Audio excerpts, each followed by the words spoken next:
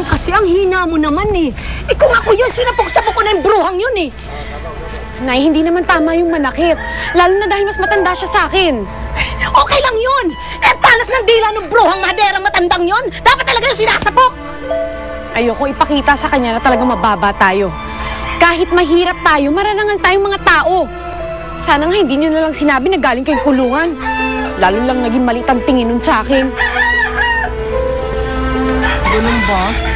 Eh gusto ko lang naman sanang takutin eh. Alam ko ba naman ate? Kinakaya mo ba yung inay? Hindi naman, Didi. Kaya lang lalo lang ako mamaliitin nun. Lalo naging madumi ang tingin nila sa akin. Eh, ang arte mo naman pala eh.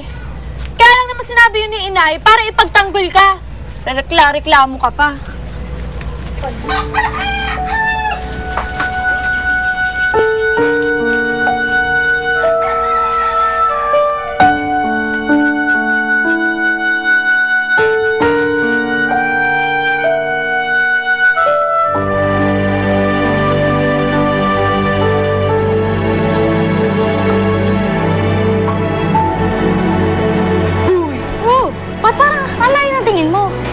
Wala.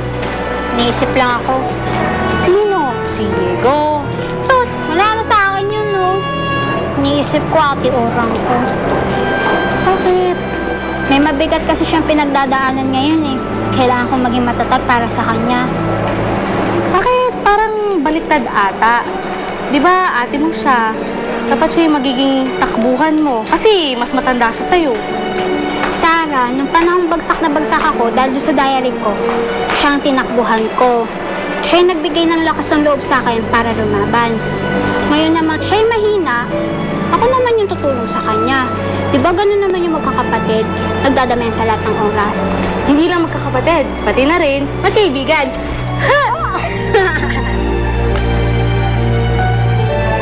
Ang hirap naman itong walang pera. Hindi ka makapag-desisyon kung anong kakainin. Sana pala, orang. Tinanggap mo na lang yung cheque nung bruhang donya na yon. Nasampal ka man, inapala ka naman. Nay, hindi ko pinagbibili ang pagkatao ko.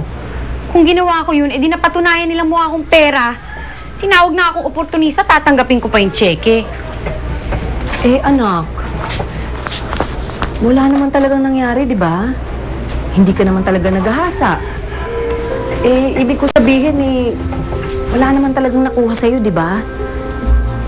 Kaya hindi naman siguro masamang tanggapin yung cheque. Nagiging practical ka lang. Nay, buo na po ang pasya ko. Hindi ko iuurong ang demanda ng dahil lang sa pera. Ito naman talaga, oh.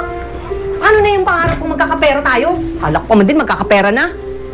Makasalan na nga lang doon sa spinit-winit. Nag-umpisa na yun ng 1 linggo, eh. Laki pa nga na panalunan ng babae. Makasalan, bakit pa manalo? Orang, hindi ka ba natatakot sa banta ni Doña Marina sa'yo? Hindi, dahil nasa tama ako. Pero mahirap kalaban ang mga mayayaman. Makapangyarihan sila, friend. Simula pagkabata, wala na akong ibang naranasan kundi ang pagdamutan ng katarungan. Si Itay, pinatay ng walang kalaban-laban. Si Inay, inulila kami dahil sa walang pusong nakasagasa sa kanya. Si Gilay, muntik ding abusuhin. Pero ni isa sa kanila, walang lumaban. Kaya ngayon, hindi ako papayag na hindi ako lumaban.